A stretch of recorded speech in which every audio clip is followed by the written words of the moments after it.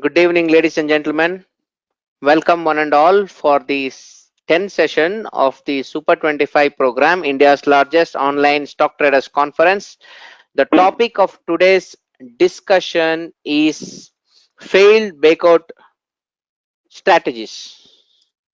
So, friends, we have almost successfully completed. This is our 10th session, which officially means we are close to finish 40% of the Super 25 program. That's pretty good to know. At the same time, I am sure every one of you are enjoying the learnings and the journey ahead. So let me introduce our today's speaker. We have Ankit Chaudhry from Delhi. So who has been a trader for almost 13 years now. He is a certified NCMP practitioner, an electronic engineer by qualification. So he is also associated with Flame.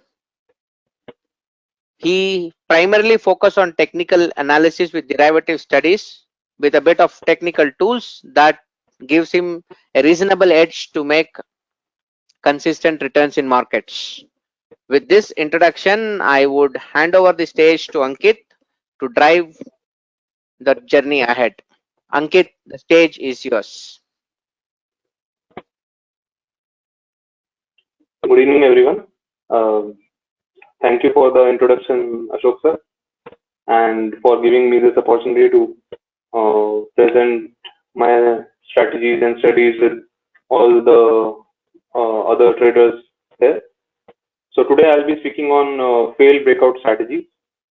Uh, I'll also, in the initial presentation, I'll touch base on the basics also, so that those who don't know about a breakout or breakdown will also get to know about that. And those who have simple knowledge of technical analysis, basic knowledge, also will be able to benefit from this presentation. So let me start.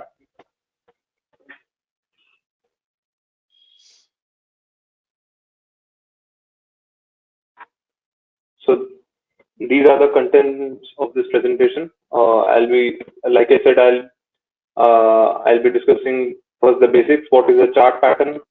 What is a pattern breakout?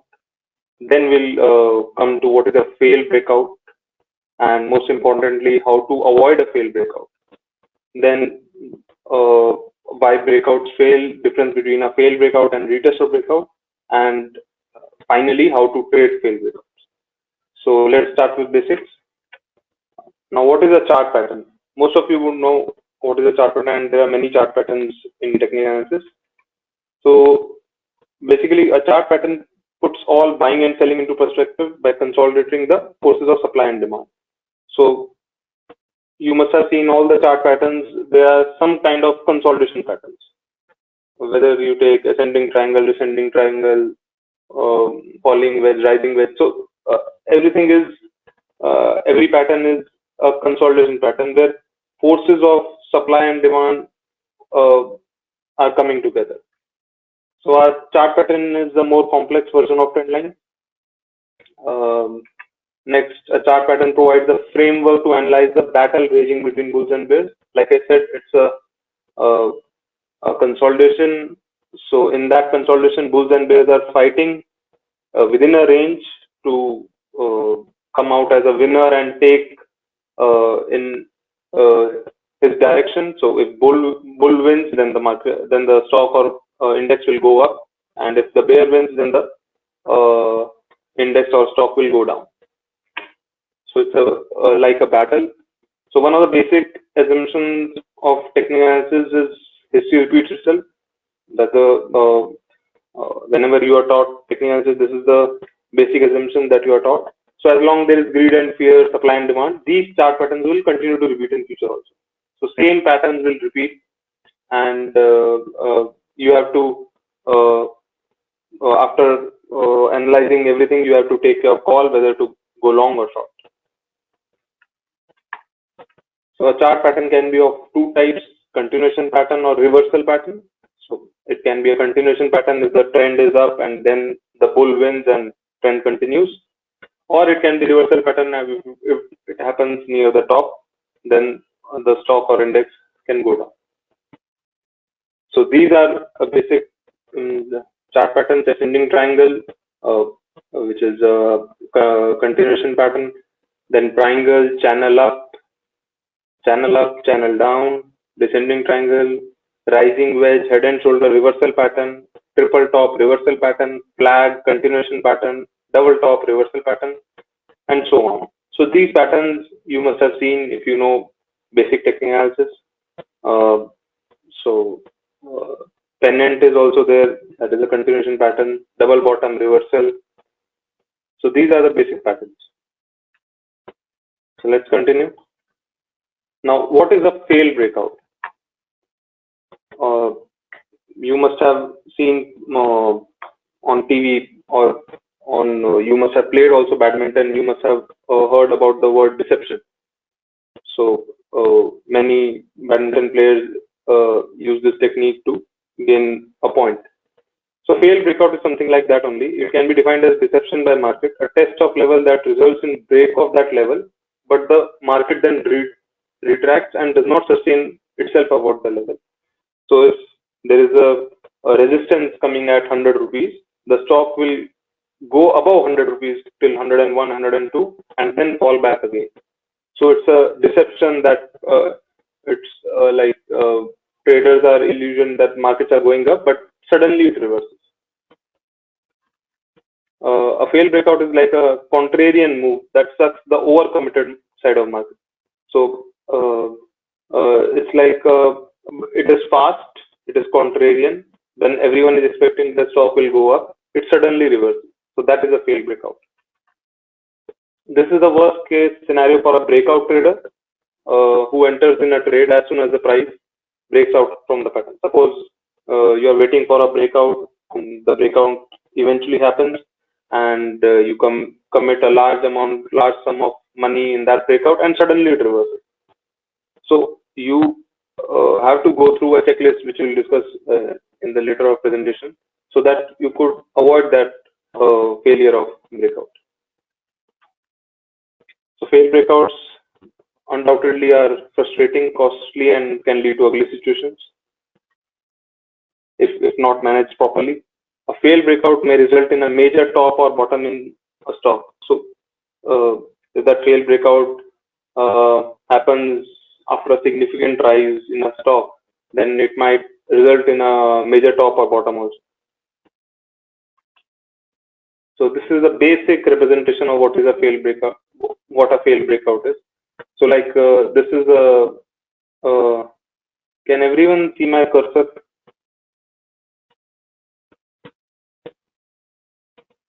Ashok? Yes, we can. Yeah. So this suppose this is the resistance at 100 rupees.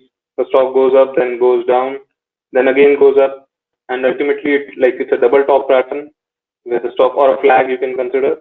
So the stock goes up slightly like 101, 102 and falls sharply to the lower end. So this is a failed breakout in triangle also. It happens something like this only. So stock goes up and then again falls. Now, why it happens, how it happens, what you have to do, that we'll discuss in this presentation. So this is a basic example. Reliance, the same horizontal line breakout, and the stock goes down. The basic representation of a failed breakout. Similarly, in IFCI, so this is a triangle. The stock went up above the trend line, uh, and it fell back sharply into the triangle and tested the lower end of the range. So, as I said, these breakouts can be frustrating when you are buying at 30 rupees, considering that it's a breakout, and suddenly your stop loss is it. Because it happens suddenly. If it goes here 35, still you can manage or you can trail the stop loss.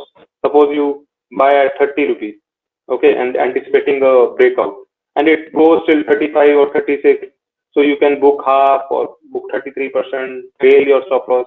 But a failed breakout happens suddenly. because the target of this breakout is around 15 rupees, so it should ideally go to 45, and it turned from anywhere between 33, 34. So it so it is very frustrating. So how to avoid it, we'll discuss. So how to avoid a failed breakout? So you have to go through a checklist. So 5 checkpoints here. Like in fundamental analysis, if you do, you also there also you have a checklist. In breakout trading, you should also consider this checklist while before entering a breakout. So high volumes, the importance of high volumes, we'll discuss. Importance of trend line. In that, we'll also discuss number of touch points, how many number of touch points should be there on trend line, spacing of touch points, angle of trend line. Then importance of RSI, importance of closing on the day of breakout. Very important, this point. Then the fifth is broader trend of market. Okay, so you have to go through these 5 points and then only enter that breakout. So it will differentiate you from other traders. See, everyone is like everyone, those who are on Twitter are learning basics about technical analysis. So if there is a overcommitted side of the market on a breakout of a stock, so you have to differentiate from other traders and have an edge over other traders, those who are novice and those who have just entered the market, so that you should classify if it would be a successful breakout or failed breakout by going through these 5 checkpoints. So let's discuss first importance of high volumes. The stock giving a breakout should be accompanied by high volumes. Simple. If it is not high volumes means it is clearly visible on chart whether today's volume has increased or not.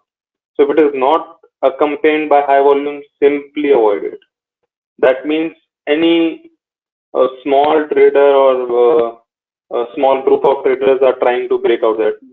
These things happen mainly in like Z group stocks, small cap stocks, which in which a group of traders try to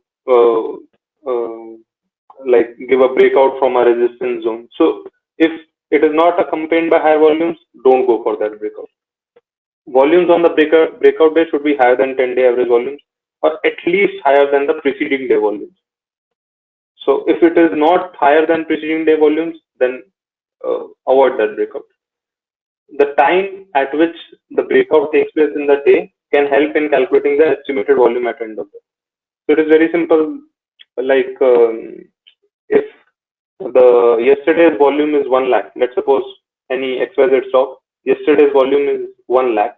Okay, so you will not wait till end of day to like ascertain what will be the what will be the end of day volume. So if the breakout comes at 10 p.m. So and the stock has already crossed 50,000 volume, which is 50% of the previous day. So you would be fairly like confident that by end of day it will obviously shoot up the previous day volume. So by that time you can calculate. So there are 6 hours, roughly 6 hours in market. So if in the most of the bulk of the volumes happen in the first hour and the last hour. So if the first hour 50% has crossed, and if you consider the same amount of volume in the last hour, so it will roughly cross the previous day volume, and in the middle the extra volume will come. So you can calculate. So if in the first hour it's 50,000 volume, you can like roughly say that by the end of the day the volume will be 3 times of what is in the first hour. So it is a rough calculation. It can be more also, and it can be less also, but roughly average is 3 times of what it is there in the first hour. So you can fairly confidently say that the volumes will cross the previous day volume. So if the volumes on the breakout day is less, suppose the breakout happens today, and then there is a reversal candle tomorrow. Okay, if it happens tomorrow, then it confirms as a failed breakout, because when the breakout day volume is breakout day volume should not be crossed on a reversal day. That means on a reversal day, the bears were more.